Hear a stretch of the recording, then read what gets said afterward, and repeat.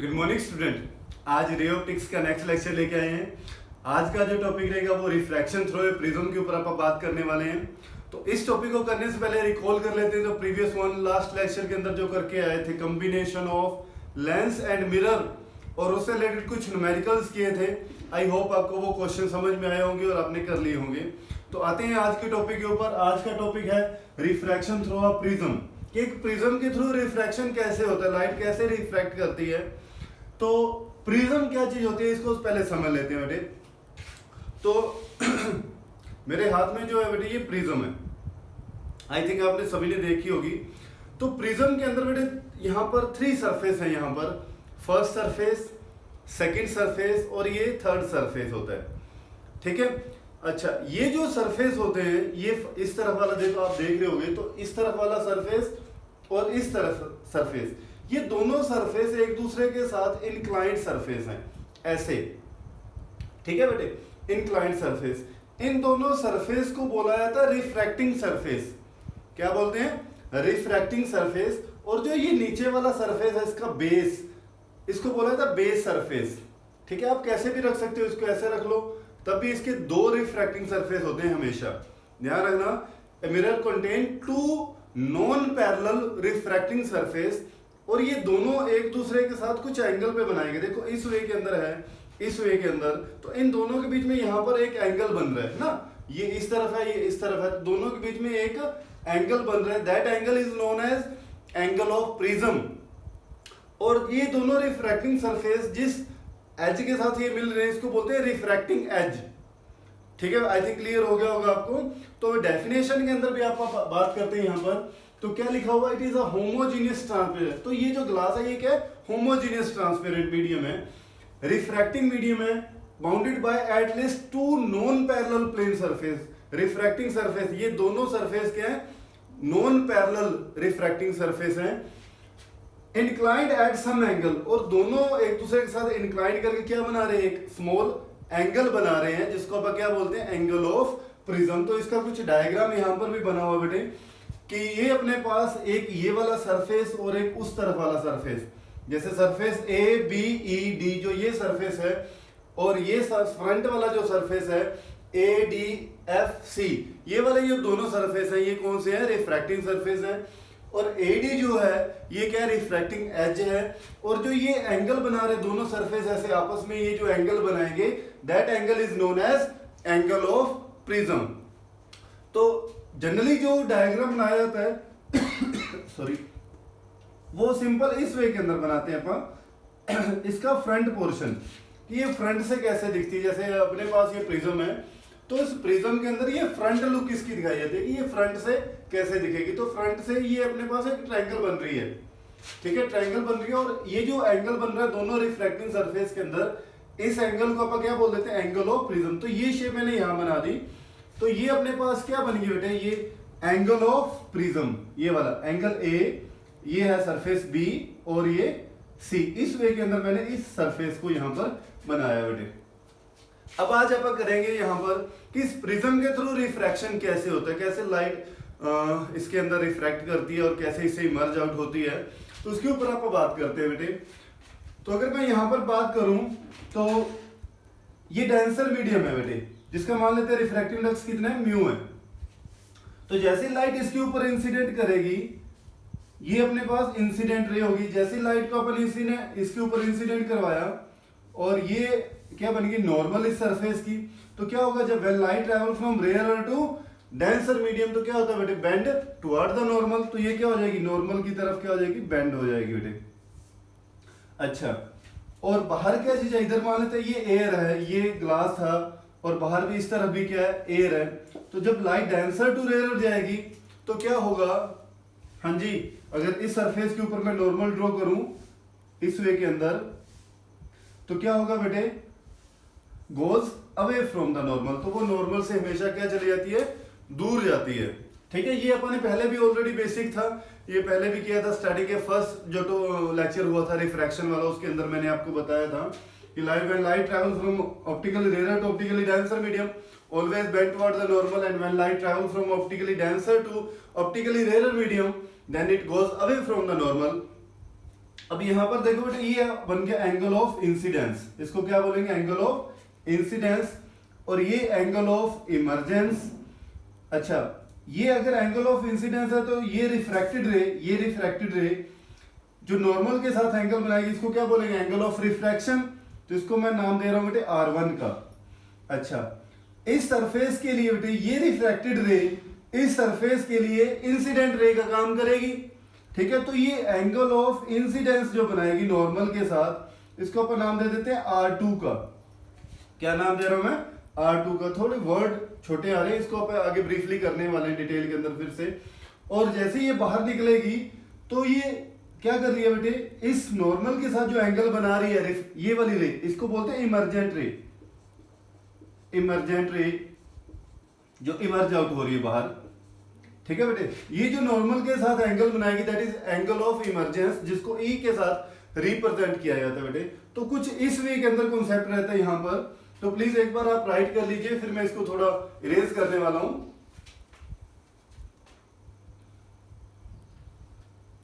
हाँ जी, इसको आते हैं बेटे थोड़ा सा मैग्नीफाई करके बना रहा हूं इसको, और कॉन्सेप्ट को समझते हैं कि रिफ्रैक्शन थ्रू प्रिज्म कैसे होता है बेटे।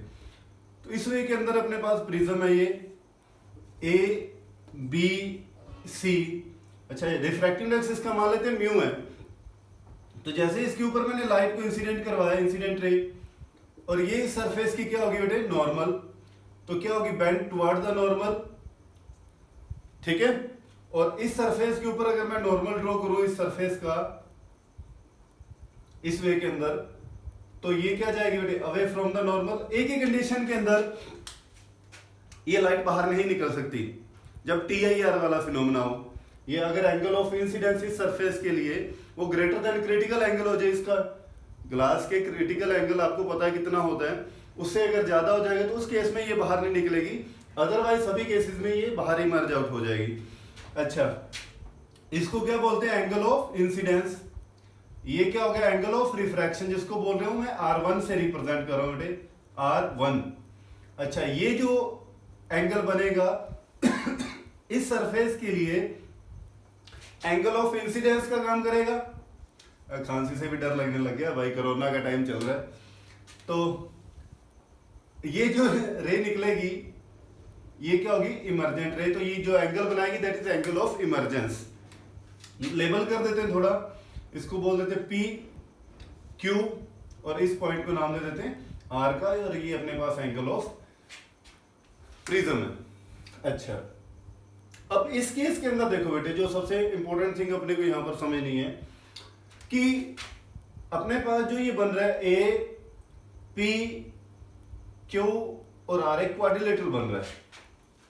ठीक है बेटे, और इस चीज को समझने अपने पास एक टॉपिक आता है जिसको बोला जाता है एंगल ऑफ डेविएशन, कि ये लाइट रे कितनी डेविएट होगी। जैसे ये इंसिडेंट रे थी और ये इमरजेंट रे है, तो ये ऐसे गई थी, इसको सीधा जाना चाहिए था, लेकिन ये क्या होगी, अपने पास से ऐसे डेविएट होगी, नीचे की तरफ बेंड होगी। तो कितनी बेंड हुई वो भी आप कैलकुलेट कर सकते हैं, कितने एंगल से बेंड हुई वो भी आप कैलकुलेट कर सकते हैं, और जितने एंगल से ये डेविएट हुई है that angle is known as angle of deviation. इसको क्या बोलते हैं, angle of deviation. Angle of deviation जिसको डेल्टा के साथ रिप्रेजेंट किया जाता है बेटे, डेल्टा के साथ। तो कितने एंगल से ये डेविएट हुई है, सपोज ये अगर प्रिज्म ना होती तो ये क्या जाती, लाइट रे सीधी जाती इस वे के अंदर। ठीक है बेटे, लेकिन ये क्या हो चुकी है, इस तरह से डेविएट होगी, मतलब ये अपने पास से कितना बेंड हो चुकी है, इतना बेंड होगी बेटे। ऐसे जा रही थी, ऐसे बेंड होगी। ठीक है, कितना डेविएट होगी, और ये जो एंगल बना इंसिडेंट रे के बीच में और इमरजेंट रे के बीच में, इस एंगल को बोलते हैं एंगल ऑफ डेविएशन। तो आपसे डेफिनेशन को पूछता है तो क्या होता है,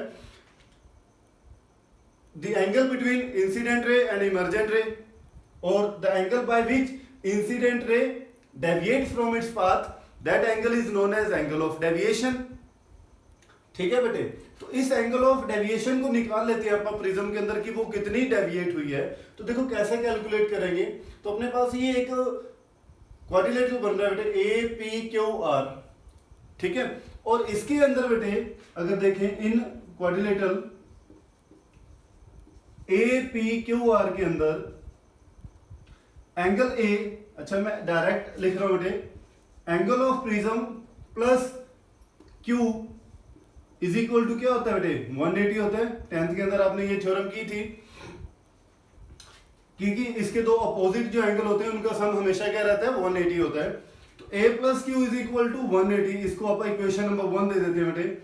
और सेकंड एक ट्रायंगल यहां पे बन रही है अपने पास पी क्यू आर ट्रायंगल के अंदर, in triangle P Q R, तो तीनों एंगल का सम कितना होगा बेटे, ये R1 है, R2 और ये एंगल Q, तीनों एंगल का सम कितना होता है 180, R1 plus R2 plus Q is equal to 180 degree. ठीक है, तो Q की वैल्यू यहां से अगर अपन निकाले तो अपने पास क्या बन जाएगी 180 माइनस ए, तो Q की वैल्यू यहां पुट कर दो बेटे from equation 1, R1 plus R2 Q की वैल्यू पुट करेंगे 180 minus A is equal to 180, तो क्या होगा R1 प्लस R2 किसके इक्वल आ गया बेटे, ये इस तरफ जाएगा तो 180 माइनस 180 प्लस ए हो जाएगा, तो 180 से 180 कैंसिल आउट हो जाएगा, तो क्या बचेगा only R1 plus R2 is equal to A आ गया। मतलब ये इन दोनों एंगल का सम ए के एंगल के क्या आ गया इक्वल आ गया। अगर ये इक्विलेटरल ट्रायंगल होती, कई बार मोस्टली क्वेश्चंस के अंदर भी ये इक्विलेटरल ट्रायंगल लेके चलेंगे अपन, और इक्विलेटरल ट्रायंगल के अंदर एंगल ए की वैल्यू, तीनों एंगल सेम होते हैं और एंगल कितने कितने के होते हैं 60 60 के होते हैं, तो एंगल ए की वैल्यू कितनी रहती है 60 रहती है इक्विलेटरल ट्रायंगल के अंदर। अच्छा अब देखो बेटे, अपने को इस कॉन्सेप्ट के अंदर एंगल ऑफ डेविएशन की वैल्यू निकालनी है, डेल्टा की वैल्यू निकालनी है, तो एंगल डेल्टा की वैल्यू कैसे आएगी, ये बन गया इस ट्रायंगल के अंदर, अगर मैं इसको नाम दूं ओ पी आर, जो ये ट्रायंगल बन रही है ओ पी आर, जो ये ट्रायंगल बन गई, इस ट्रायंगल के अंदर ये एक्सटीरियर एंगल है, delta is the exterior angle, और डेल्टा किसके इक्वल होगा, exterior angle equal to the sum of two interior angle. तो इस ट्रायंगल के इंटीरियर एंगल कौन से हुए, ये वाला एंगल और ये वाला एंगल, है ना, ये दोनों क्या हुए इंटीरियर एंगल। अच्छा ये सारा आई है, तो इसके बिल्कुल सामने वाला वर्टिकली अपोजिट जो हुआ ये कंप्लीट आई होगा, इतना R1 है, तो ये कितना रह गया I माइनस R1, समझ गए, ये कितना रह गया I माइनस R1, और ये सारा E है, ये सारा E है, एंगल इसके इक्वल है, और ये R2 है, तो ये कितना रह गया, कितना रह गया E माइनस R2, तो ये वाला एंगल कितना होगा E माइनस R2। तो इन ट्रायंगल OPR के अंदर डेल्टा किसके इक्वल आ गया बेटे, interior angle I minus R1 plus E minus R2 के इक्वल आ गया।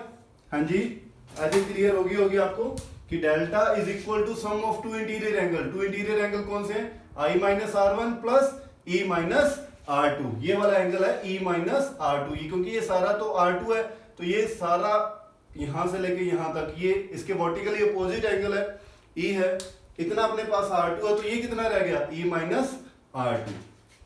अच्छा इसको देखते हैं बेटे, सोल्व करें, तो ये इसको आप इस वे के अंदर लिख दें कि I plus E minus R1 plus R2, देखो ये इसको इस वे के अंदर लिख सकते हैं I plus E minus common ले लिया मैंने यहां से, तो R1 प्लस R2, और R1 प्लस R2 की वैल्यू क्या थी अपने पास, अभी करके हैं कैलकुलेट करके हैं सेकंड इक्वेशन से, R1 प्लस R2 की वैल्यू क्या A, तो अपने पास डेल्टा क्या बन गया बेटे I plus E minus A। तो ये एंगल ऑफ डेविएशन निकालने का अपने पास एक फॉर्मूला ड्राइव हो गया कि एंगल ऑफ डेविएशन किसके इक्वल होता है, तो I plus A minus I plus E minus A के इक्वल होता है। तो आई थिंक आपको ये क्लियर हो गया होगा, तो एक बार राइट कर लीजिए बेटे, फिर नेक्स्ट आगे टॉपिक पे ऊपर आते हैं। सॉरी, अब बात करते हैं बेटे कि ये जो एंगल ऑफ डेविएशन है ये किन किन फैक्टर के ऊपर डिपेंड कर रहा है, तो मैं इसको रेज करने वाला हूं। ये जो फैक्टर है एंगल ऑफ डेविएशन है डेल्टा, ये आगे किन किन फैक्टर के ऊपर डिपेंड करेगा, तो ये नोट करना बेटा इंपॉर्टेंट पॉइंट है, factors on which delta depend, किन किन फैक्टर के ऊपर डेल्टा डिपेंड करेगा। फर्स्ट की अगर मैं बात करूं तो ये डिपेंड करेगा, देखो काम सारा करना है लाइट ने, कि लाइट कितनी डेविएट हुई, कम डेविएट होगी या ज़्यादा डेविएट होगी, तो वो कुछ बातों के ऊपर डिपेंड करेगा। एक तो सबसे पहले डिपेंड करेगा इस मीडियम के ऊपर कि जो ये प्रिज्म है ये कितनी डेंसर है, इसका रिफ्रैक्टिव इंडेक्स कितना कम है या ज़्यादा है, इस मीडियम के ऊपर डिपेंड करेगा। ठीक है बेटे, depend on the nature of the medium of the prism, या मैं जनरली बोल दूं it depend on the refractive index, it depend on refractive index of prism, prism के रिफ्रैक्टिव इंडेक्स के ऊपर। देखो ये अगर ज्यादा रिफ्रैक्टिव इंडेक्स हुआ तो लाइट क्या करेगी, ज्यादा डेविएट करेगी, ज्यादा डेविएट करेगी तो एंगल ऑफ डेविएशन भी क्या हो जाएगा, ज्यादा हो जाएगा। और अगर इसका रिफ्रैक्टिव इंडेक्स कम होगा तो लाइट कम डेविएट करेगी। तो आप जनरली ये बात कर सकते हो कि जो रिफ्रैक्टिव इंडेक्स होगा म्यू अगर इस मीडियम का, वो डायरेक्टली प्रोपोर्शनल टू होगा डेविएशन के। रिफ्रैक्टिव इंडेक्स कम तो डेविएशन भी कम। ठीक है बेटे। सेकंड थिंग अगर मैं यहाँ पर बात करूं तो डिपेंड करेगा कि लाइट जो आप इंसिडेंस करवा रहे हैं ये कौन सी लाइट है। कौन सी लाइट का मीन कि जैसे आप बोलते हैं व्हाइट लाइट विबग्योर होता है, तो विबग्योर के अंदर डिफरेंट कलर्स होते हैं और डिफरेंट कलर्स की अपनी अपनी वेवलेंथ होती है। तो मैं इसके ऊपर अगर व्हाइट लाइट, वॉयलेट लाइट या रेड लाइट अगर मैं अलग अलग लाइट इसके ऊपर इंसिडेंट करवाता हूँ तो उनके नेचर के ऊपर भी डिपेंड करेगा। जैसे अगर मैं बात करूँ यहाँ पर वॉयलेट लाइट की, अगर मैं इस सरफेस के ऊपर वॉयलेट लाइट को इंसिडेंस करवाऊंगा तो वॉयलेट लाइट की वेवलेंथ क्या होती है, बहुत कम होती है, और सबसे ज्यादा वेवलेंथ किसकी होती है, रेड की। तो वेवलेंथ कम होने की वजह से और ये डेंसर होने की वजह से वो बड़ी जल्दी डेविएट हो जाती है अपने पास से। आगे करने वाले हैं डिस्पर्जन ऑफ लाइट के अंदर भी इस चीज को। और रेड लाइट क्या होती है, अपनी वेवलेंथ ज्यादा होने की वजह से जल्दी डेविएट नहीं होती है। तो डिपेंड करेगा इसकी वेवलेंथ के ऊपर भी कि वेवलेंथ अगर कम होगी तो डेविएशन क्या होगी, ज्यादा होगी, और वेवलेंथ अगर ज्यादा होगी तो डेविएशन क्या होगी, कम होगी। तो डेविएशन कम होने का मतलब एंगल ऑफ डेविएशन का कम बनना। तो सेकंड करेगा depend on wavelength of light, depend on wavelength जिसको अपन लैम्डा से रिप्रेजेंट करें of light, wavelength of light के ऊपर डिपेंड करेगा।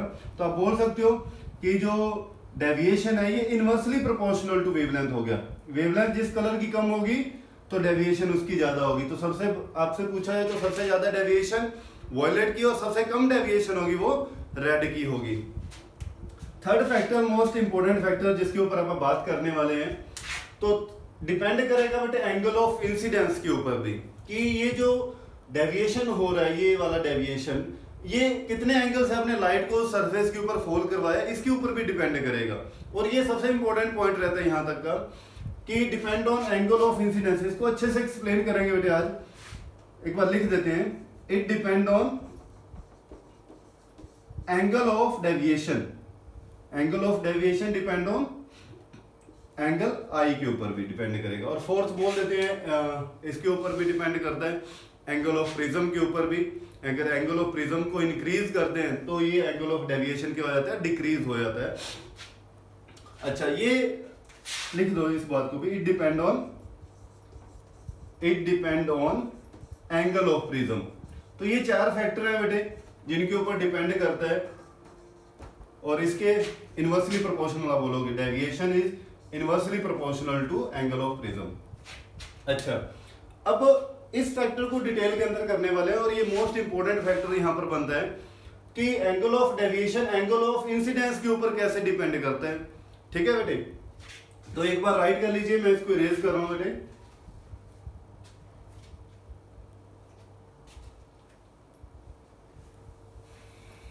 हाँ जी, तो एंगल ऑफ डेविएशन का इंसिडेंस के साथ एक रिलेशन जो बताया बेटे, इसको एक्सप्लेन किया है एक ग्राफ के थ्रू। एक ग्राफ लेते हैं, इस तरफ एंगल ऑफ इंसिडेंस ले रहे हैं, इस तरफ एंगल ऑफ डेविएशन लेते हैं। तो ये जो बात चल रही है बेटे, ये बिल्कुल प्रैक्टिकल बात चल रही है, थ्योरेटिकल बात नहीं, प्रैक्टिकली किया गया। और क्या देखा गया कि जो इन दोनों के बीच में ग्राफ बना, इनकी अलग अलग वैल्यू, जैसे प्रिज्म के सरफेस पे एंगल ऑफ इंसिडेंस अलग अलग एंगल से लाइट को फॉल किया गया, तो चेक किया गया लैब के अंदर कि एंगल ऑफ डेविएशन की क्या क्या वैल्यूज आती हैं। जैसे आप एंगल को इंक्रीज करोगे या डिक्रीज करोगे तो एंगल ऑफ डेविएशन की वैल्यूज देखेगी, और उनके अकॉर्डिंग इसका ग्राफ बनाया गया। तो ग्राफ कुछ इस वे के अंदर अपने को मिलता है, इस वे के अंदर बेटे ग्राफ मिला ये अपने को। अच्छा, अब इस वे के ग्राफ का मतलब क्या बना? देखो यहां से अपने को कई बातें क्लियर हो रही है ग्राफ से कि क्या हुआ स्टार्टिंग के अंदर। अगर मैं यहां से ओरिजिन से बात करूं तो अगर एंगल ऑफ इंसिडेंस को आप इंक्रीज कर रहे थे तो एंगल ऑफ डेविएशन क्या हो रहा है? डिक्रीज हो रहा है। हाँ जी, एंगल ऑफ इंसिडेंस को इंक्रीज कर रहे हो तो एंगल ऑफ डेविएशन क्या आ रहा है? नीचे की तरफ आ रहा है, डिक्रीज हो रहा है। एक पॉइंट ऐसा आएगा, एक पॉइंट एंगल ऑफ इंसिडेंस का ऐसा आएगा कि ये जो एंगल ऑफ डेविएशन होगा ये सबसे कम हो जाएगा, और इस पॉइंट को बोला जाता है बेटे मिनिमम डेविएशन। एक सिंगल ही ऐसा पॉइंट आएगा, ये नहीं है कि अगर यहां पर एंगल ऑफ इंसिडेंस सपोज इस टाइम मैंने किया 30 डिग्री का, तो एंगल ऑफ डेविएशन की कुछ वैल्यू आई, फिर मैं करता हूं 35 तो तब भी उतनी वैल्यू आएगी? नहीं, सिर्फ एक ही एंगल के ऊपर एंगल ऑफ डेविएशन क्या आएगा? मिनिमम आएगा, एक से ज्यादा एंगल्स पे नहीं आएगा। तो इस एंगल के ऊपर, क्योंकि इसका जो सरफेस होता है ये ऐसे नहीं होता है, ठीक है बेटे, ये बिल्कुल एक पॉइंट ही होता है इस वे के अंदर, तो ये एक सिंगल पॉइंट होता है यहां पर। तो मतलब मिनिमम डेविएशन जो होगा वो एक ही एंगल के ऊपर इंसिडेंस होगा। इस पॉइंट को थोड़ा ध्यान रखना, ठीक है बेटे। अच्छा, इसके बाद क्या देखने को मिला ग्राफ के थ्रू कि फिर आपने क्या किया? एंगल ऑफ इंसिडेंस को इंक्रीज करना शुरू कर दिया, तो एंगल ऑफ डेविएशन भी क्या हो गया? इंक्रीज होना स्टार्ट हो गया। तो स्टार्टिंग के अंदर तो क्या हो रहा था कि अगर आप एंगल ऑफ इंसिडेंस को क्या कर रहे थे? इंक्रीज कर रहे थे, तो एंगल ऑफ डेविएशन डिक्रीज हो रहा था। एक ऐसा पॉइंट आया जिसके ऊपर एंगल ऑफ इंसिडेंस आपका था जो, उसके ऊपर एंगल ऑफ डेविएशन क्या हो चुका? बिल्कुल मिनिमम हो गया। और उसके बाद जैसे ही आपने एंगल ऑफ इंसिडेंस को इंक्रीज करना शुरू किया तो क्या देखा गया कि एंगल ऑफ डेविएशन भी क्या हो रहा है? इंक्रीज होना स्टार्ट हो गया बेटे। तो ये जो ग्राफ है ये मोस्ट इंपोर्टेंट ग्राफ है। कई बार एग्जाम के अंदर ये ग्राफ अकेला भी पूछा जाता है कि what is draw the graph between angle of incidence and angle of deviation. तो इस कॉन्सेप्ट के ऊपर बेटे एंगल ऑफ डेविएशन की अगर मैं बात करूं यहां पर, तो इस एंगल को कैलकुलेट भी किया गया। एंगल ऑफ डेविएशन का एक तो मैंने फॉर्मूला निकाल दिया वहां पर, डेल्टा इज इक्वल टू क्या आया था? Delta is equal to I plus E minus A, ये कॉन्सेप्ट अपने को मिला था। अब ये एंगल ऑफ मिनिमम डेविएशन कब होता है? डेविएशन कब होगा इसके ऊपर भी मैं आपको समझा दूं बेटे। ये कंडीशन होती है कि ये डेल्टा एम अपने को सबसे कम कब मिलेगा? Delta min angle of deviation. Condition क्या है? I is equal to E. जब angle of incidence angle of emergence के क्या हो? इक्वल हो, उसी एक कंडीशन के अंदर हमेशा अपने को डेल्टा एम मिलेगा। अदरवाइज किसी भी ऐसा कोई एंगल नहीं आएगा जिसके ऊपर अपने को एंगल ऑफ डेविएशन मिले, ठीक है। एक ही कंडीशन है when angle I is equal to angle E हो, दोनों ही। अगर मैं इस तरफ से देख रहा हूं, अगर ये 30 है तो इस तरफ से जब ये जा रहा है तो ये भी कितना होना चाहिए? 30 ही होना चाहिए। तो इसी कंडीशन के अंदर, क्योंकि अगर मैं यहाँ पर प्रिंसिपल ऑफ रिवर्सिबिलिटी का यूज करूं तो अगर इस तरह से भी लाइट को फॉल करवाएंगे तो जितने एंगल से आई थी उतने ही एंगल से वापस उसी पाथ के ऊपर वापस जाएगी बेटे। तो यही एक कंडीशन होती है when I is equal to E. और इस चीज को आप प्रूव भी कर सकते हैं कि आई ई के इक्वल कैसे है। तो ये प्रिज्म के अंदर देखो बेटे, अगर यही चीज बनाऊं मैं तो यहां पर ये इस वे के अंदर बन गया, हाँ जी, ये इमर्जेंट रे होगी। और एक प्रिज्म की और खास बात मुझे यहां पर ध्यान आई कि प्रिज्म क्या करती है? हमेशा जो इमर्जेंट रे होती है अपने बेस की तरफ ही रिफ्रैक्ट करेगी, कभी ऊपर की तरफ नहीं जाएगी। आप किसी भी सरफेस से लाइट को इंसिडेंट करवा लेना बेटे, हमेशा लाइट क्या करेगी? बेस की तरफ ही रिफ्रैक्ट होगी, ठीक है। हाँ जी, इसके अंदर देखो ये सरफेस मान लेते ए बी सी। इस सरफेस के अंदर इस पॉइंट का अपन क्या नाम दिया? पी। ये क्या नाम दिया? आर। और इसको क्यू। ये R1 है, ये R2 है, और इसको अपने बोला E है, और ये एंगल ऑफ इंसिडेंस है।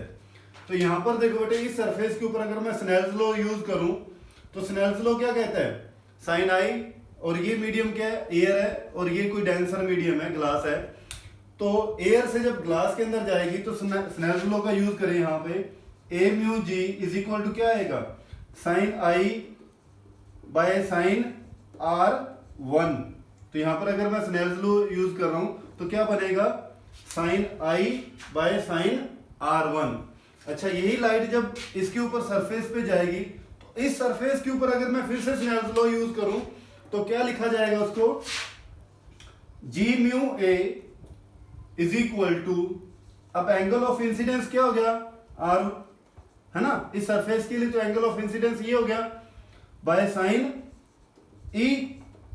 हाँ जी, समझ में आया आई थिंक आपको। ये एंगल ऑफ रिफ्रैक्शन यहां पर क्या है, ई क्या है, जब लाइट इस वे के अंदर जा रही है। तो मैं ऊपर से रेज कर रहा हूं बेटे इसको तो देखो क्या बन गया आगे, इस पे मैं principle of reversibility, G mu A is equal to 1 by A mu G के इक्वल होता है। तो इसकी वैल्यू मैं निकालू यहां पर, A mu G is equal to क्या हो जाएगा, 1 बाय जी म्यू ए, और जी म्यू ए की मेरे पास ये वैल्यू है, तो ए म्यू जी की मेरे पास वैल्यू क्या आ गई बेटे, 1 by sine R two by sine E. तो ये उल्टा होकर क्या बन गया बेटे, sine E by sine R two. ठीक है, इसको मैं सेकंड इक्वेशन बोल रहा हूं। ठीक है, अच्छा यहां पर एक मैंने ए म्यू जी की वैल्यू निकाल दी sine I by sine R one, एक मैंने ए म्यू जी की वैल्यू निकाली है sine E by sine R two. तो दोनों को मैं अगर इक्वेट करूं from first and second,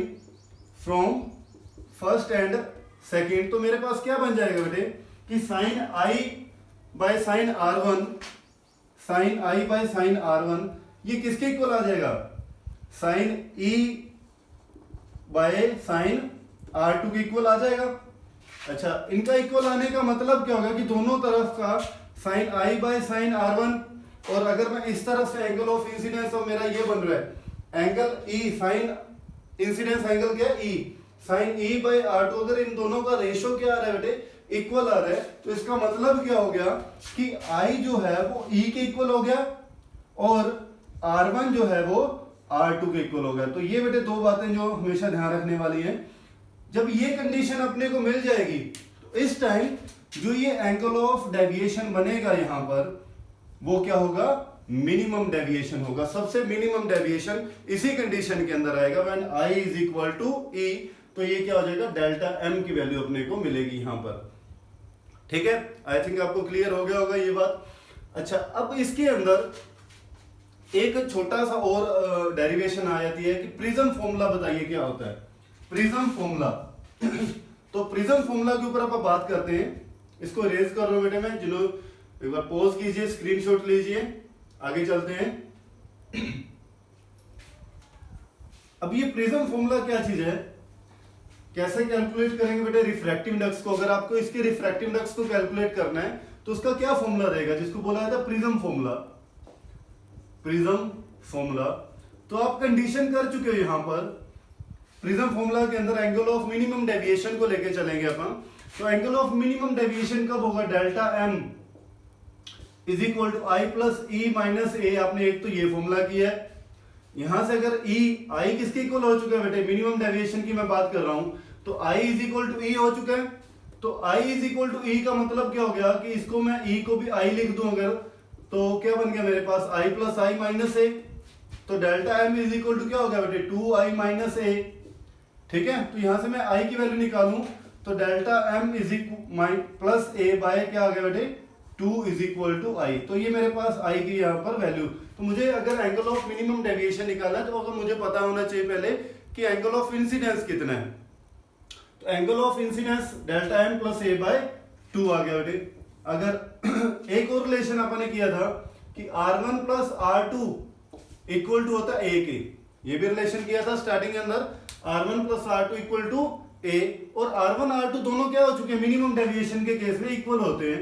in case of minimum deviation तो R1 और R2 क्या होते हैं, इक्वल होते हैं, और इनको बोल देते हैं R के इक्वल ही है। तो ये अपने पास क्या बन जाएगा, R plus R is equal to A। तो ये बन गया 2R is equal to A और R is equal to A by 2। अच्छा ठीक है बेटे, आई की वैल्यू निकल चुकी है, आर की वैल्यू निकल चुकी है, और यहां पर मैं स्नेल्स लॉ का यूज करूं इस सरफेस के ऊपर। तो स्नेल्स लॉ क्या कहता है, refractive index is equal to sine I by sine R. Refractive index is equal to refractive index mu is equal to sine I by sine R. तो अपने पास साइन आई, देखो इसको क्या लिखाएंगे यहां पर, मैं अगर बाय रिफ्रैक्टिव इंडेक्स, ये एयर है और एयर का रिफ्रैक्टिव इंडेक्स क्या होता है 1। तो अगर ए म्यू जी को लिखूं मैं, ठीक है बेटे। तो ये क्या, एयर का तो क्या हो जाता है, रिफ्रैक्टिव इंडेक्स 1 होता है, तो ओनली किसका रिफ्रैक्टिव इंडेक्स अपने पास बनेगा। चलो इसको थोड़ा और क्लियर कर देता हूँ। तो मैंने एक आपको मेथड और भी बताया था, अगर आपने वीडियोस को अच्छे से देखा तो मैंने आपको बताया था जिस तरफ का रिफ्रैक्टिव इंडेक्स उसी तरफ का आपको एंगल लेना है। तो अगर मैं बोलूं यहां पर refractive index of air into sine I is equal to refractive index of glass into sine R, ठीक है। तो एयर का तो रिफ्रैक्टिव इंडेक्स क्या होता है, 1 होता है, तो साइन आई और ये रिफ्रैक्टिव इंडेक्स अपने को निकालना है is equal to sine R. तो mu G is equal to क्या हो जाएगा, sine I by sine R. तो म्यू जी निकालने का फॉर्मूला क्या बन गया बेटे, और साइन आई की वैल्यू ऑलरेडी अपन निकाल चुके हैं। आई की वैल्यू क्या अपने पास, delta M plus A by 2। तो ये अपने पास फॉर्मूला क्या बन गया बेटे, साइन, हाँ जी, delta M plus A by 2 upon sine R की वैल्यू क्या, आर की वैल्यू क्या निकाली बेटे, ए बाय 2। तो ये अपने पास बेटे एक फॉर्मूला होगा जिसके ऊपर डायरेक्ट न्यूमेरिकल पूछे जाते हैं कि रिफ्रैक्टिव इंडेक्स आपको ग्लास का निकालना है, प्रिज्म का निकालना है, तो फॉर्मूला क्या रहेगा, sine delta M plus A by 2 upon sign A by 2। इसके ऊपर डायरेक्ट न्यूमेरिकल आएगा, ठीक है बेटे। तो आई होप आपको ये डेरिवेशन समझ में आई होंगी। तो थैंक यू सो मच।